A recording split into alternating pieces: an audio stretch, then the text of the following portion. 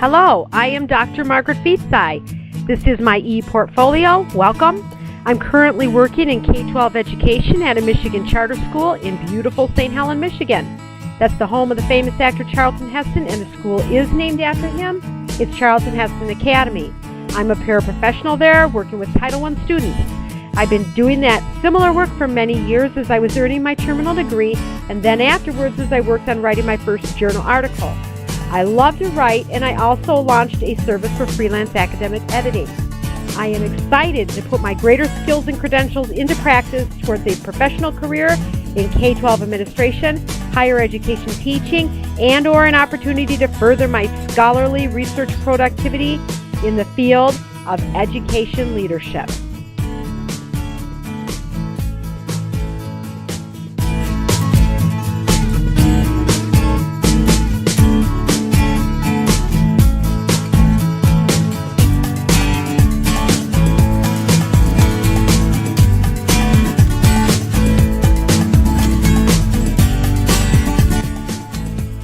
My earliest exposure to education was during my early teens. My mother had a daycare center in Saline, Michigan called River Oaks. She was a Head Start teacher, and she identified the problem that parents that she serviced found more financial sense in the choice to receive public service as opposed to receiving a working paycheck after they considered the cost of childcare. So what she did was she launched a small daycare with the solution of a sliding fee scale. I spent my teens and the next 23 years participating in the evolution of the daycare, which grew to be a large business with complex programs, always employing at least 15 staff. Obviously, I learned a lot about caring for children and the nuts and bolts of preschool programs at the daycare. However, as I reflect on that experience, I would have to say that my biggest takeaway was this whole idea of entrepreneurism. I eventually did open my own daycare in Whitmore Lake, Michigan, and that was my first direct experience with entrepreneurism and creating an education program of my own. I created a fully structured program accepting state tuition with a sliding fee scale, the state meals program, a morning preschool, afternoon interactive school age, and an all-grade summer exploration program. My motivation at that time was simple. It was to create an income in a way that I could care for my own children who were young at the time, as opposed to sending them out for someone else's care. You see, I was a single parent doing daycare during the day and waitressing in the evenings just to make ends meet. I was also working part-time on my undergraduate degree, mainly for the purpose to set an example for my children. You see, I wanted a better life for them. There was something that my father told me that made a lot of sense to me. He told me that wherever I set the bar for myself, my children would probably also strive for that same bar and then take it a notch higher. Whitmore Lake is my hometown, and it is a small town. People knew me and trusted me with their children at my daycare. I wasn't looking for substitute teaching opportunities. I was asked to help at my local schools from time to time when they were in a pinch and short of staff. This was my first experience in working in a public school system. I enjoyed interacting with the public school and working with the students, but to be honest, I didn't imagine a future career in education at this point.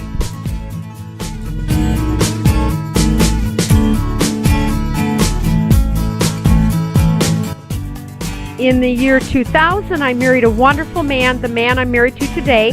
His name is Paulie. He was an entrepreneur, and he owned a trucking company called Tranco Trucking. When we married and combined households and lives, I decided to close the daycare and focus my efforts to help him with the trucking company. He encouraged me to continue my education to better equip myself to take over the office end of the business. So this is where I began pursuing my MBA, and I focused that in on accounting.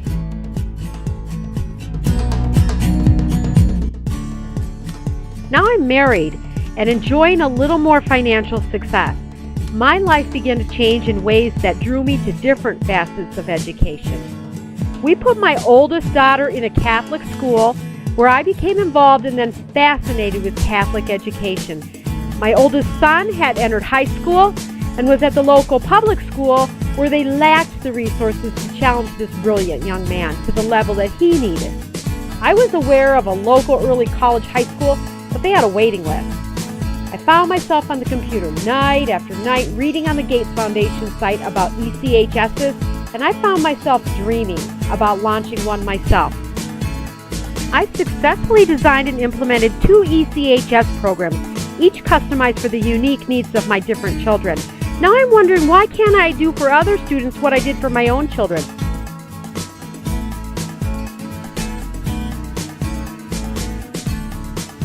I am completely fascinated with the idea of accelerating students and integrating grades 9 through 14. I decided to enroll myself in an MAED program because I wanted to learn more about ECHS programs in this whole charter school movement thing. I was soon transferred into the doctorate program. You know, life was good for us at this point, and we were flying high. Then all of a sudden, life just kind of took a tailspin on us. My husband had a major heart attack, and then just months after that, we lost one of our children to encephalitis. We have to slow down, back up, and regroup. We had a vacation cottage in northern Michigan where we typically spent our weekends. We had planned to eventually retire there, but it looked kind of like life was dictating to us now that it was time. So we retired the trucking company, we sold our assets, and we relocated to northern Michigan.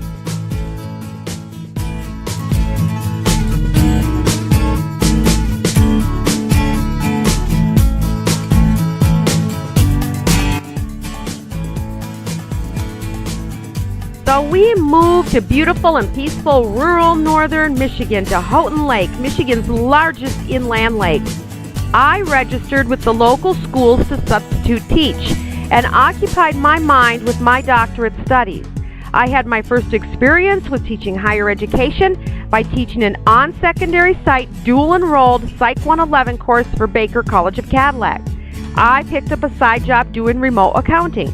The idea was for my husband to retire, but since we are consummate entrepreneurs, we soon launched a seasonal event rental service called Houghton Lake Tent and Table, primarily to keep him socialized and occupied. It didn't take long for that little venture to blossom out into a respectable business.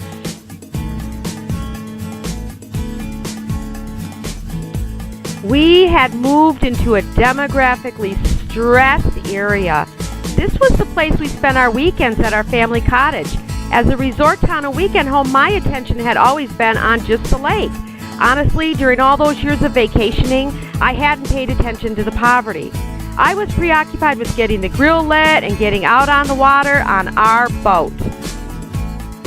But now, living here and working in the schools, I couldn't help but see it. How did I miss that? This changed how I saw education again. Now I'm not just fascinated by education, I need to do this. I need to be here in the trenches, helping these children, inspiring these children towards opportunities. I substituted in the public schools throughout the district and also became involved with our local Catholic school, where I enrolled our youngest child. I watched the school struggle to sustain, and I thought it was important to help. I designed and implemented a technology program for them, volunteered to teach it part-time for 2 school years, wrote and acquired grants, and involved myself daily.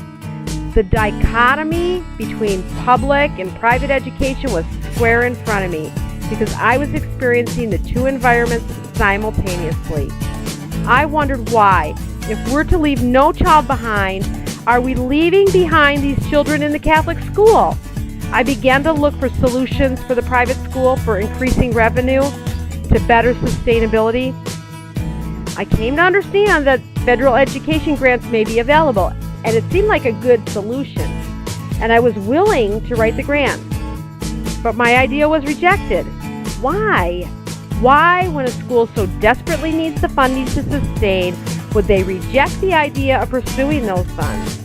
Again, I'm changing in how I view education. I feel the plight of the religious school.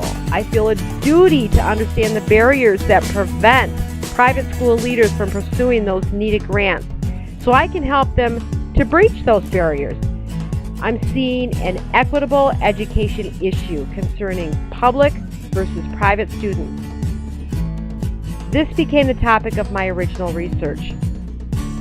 It didn't take me long to figure out how pervasive the problem was, how complicated any potential solutions would be, and how politically explosive the topic of public funding going into private schools was.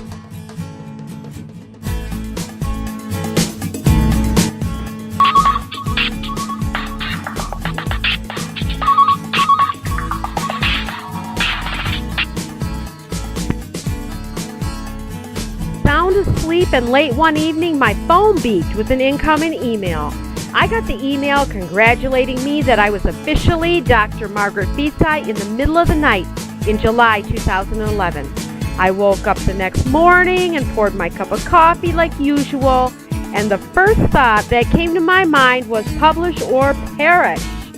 Sipping on my coffee, I was thinking about how important it was that I make sure the scholarly world knows what I'd learned in my research, so my hard work wouldn't disappear, benefiting no one. I was thinking about how important it was that legislators know my findings as the massive NCLB machine comes up for renew and revisions. To that end, I did commit myself to publish a summation of my research in a peer-reviewed journal article, and I received some special acknowledgments and honors following that publishing.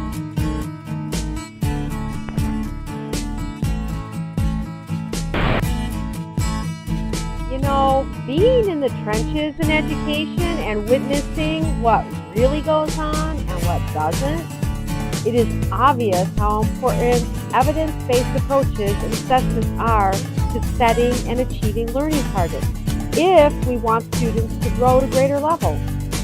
This is why I continued my studies toward my behavioral analyst certification.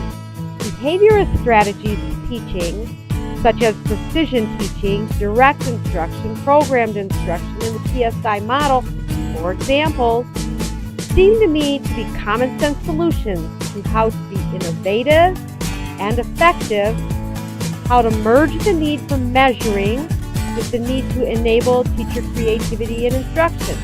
That's something the school leaders in the participation decision study emphasized as essential. Honestly, I would like to see strategies like these more often in the classroom. I want to become an expert at innovation, and I want to forward behaviorist techniques into classrooms. And I want to be an expert at choice and forward research that will support ways to better synchronize the NCLB machine. I want to be an expert at education, innovation, and choice. Title 5.